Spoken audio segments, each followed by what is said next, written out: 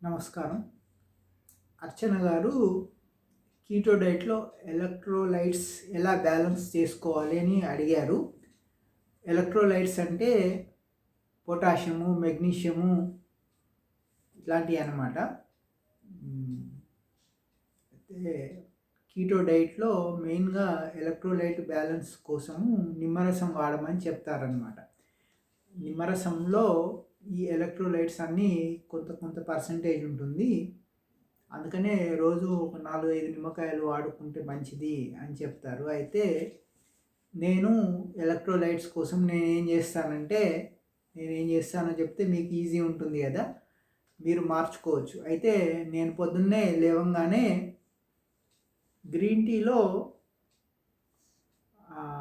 కొబ్బరి నూనె వేసుకుంటాను. నేను 10 ml పొద్దున్నే గ్రీన్ టీలో వేడి గ్రీన్ టీలో ఒక 10 ml కొబ్బరి నూనె వేసుకుంటాను. కొబ్బరి నూనె వేసుకోగానే అది టెంపరేచర్ కాస్త తగ్గిపోతుంది కదా! వేడి గ్రీన్ టీలో కొబ్బరి నూనె వేయగానే ఈ చల్లది అది కొంచెం టెంపరేచర్ డౌన్ అవుతుంది. ఆ తర్వాత కొంచెము ఒక అర చెంచాడు అంటే ఒక 2-3 గ్రాములు నిమ్మరసం వేసుకుంటాను. నిమ్మరసం వేసుకొని కలుపుకుంటాను. అప్పుడు నాకు కొంచెం రుచికరంగా ఉంటుంది. అంటే చప్పగా ఉండకుండా గ్రీన్ టీలో టేస్ట్ ఉండదు. దానికి కొబ్బరి నూనె కలిపితే ఆయిలీగా చప్పగా ఏదో అతుక్కున్నట్టుగా ఉంటుంది. అదే కొంచెం నిమ్మరసం కలుపుకున్నాం అనుకోండి కొంచెం రుచికరంగా ఉంటుంది. కొంచెం పుల్లగా తీయగా రుచికరంగాతో పాటు ఎలక్ట్రోలైట్స్ కూడా ఈ ఇంబ్యాలెన్స్ అనేది సెట్ అవుతుందన్నమాట. అట్లా నేను రోజంతా గ్రీన్ టీ అంటే కొబ్బరి నూనె నేను 100 ml వేసుకుంటాను కాబట్టి నేను ఒక 10 కప్పులు గ్రీన్ టీ తాగుతాను విత్ ఆయిల్.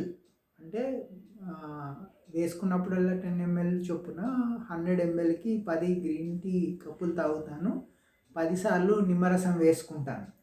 సో అట్లా నాకు నిమ్మరసంలో ఎలక్ట్రోలైట్ బ్యాలెన్స్ అవుతుంది.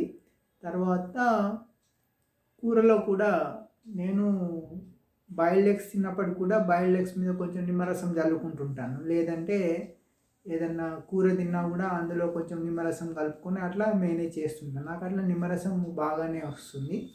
సో అట్లా ఎలక్ట్రోలైట్స్ ఉంటాయి. అది కాకుండా పొటాషియం క్లోరైడ్ అంటే మనకి పొటాషియం డెఫిసిట్ అప్పుడప్పుడు వచ్చినప్పుడు పొటాషియంకి ఒక టానిక్ ఏదన్నా ఒక స్పూన్ తీసుకుంటే సరిపోతుంది అప్పుడప్పుడు. అంటే వారంకోసారి కూడా అక్కర్లేదనమాట. వారంకోసారి పొటాషియం తీసుకుంటే సరిపోతుంది. అట్లాగే మెగ్నీషియం సల్ఫేట్ ట్యాబ్లెట్స్ మనకి కీటో డైట్లో మెగ్నీషియం అనేది చాలా ఇంపార్టెంట్. మెగ్నీషియం సల్ఫేట్ ట్యాబ్లెట్స్ ఉంటాయి. అట్లాగే మల్టీవిటమిన్ ట్యాబ్లెట్స్ ఉంటాయి. అట్లా జింకోవిట్ కానీ A to Z కానీ రెవిటాల్ అట్లాంటి ట్యాబ్లెట్స్ వేసుకున్నప్పుడు రెవిటాల్లో ఈ ఎలక్ట్రోలైట్స్ చాలా ఎక్కువ మొత్తంలో వస్తాయన్నమాట. ఇట్లా ఇవన్నీ చేసుకోవచ్చు.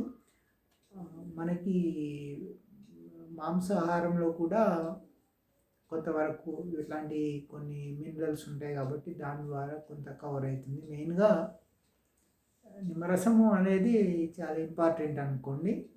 అది ఈజీ ప్లస్ సప్లిమెంట్స్ వాడుకుంటే మీకు కవర్ అయిపోతుంది. సో ఈ రకంగా మేనేజ్ చేయొచ్చు. Thank you.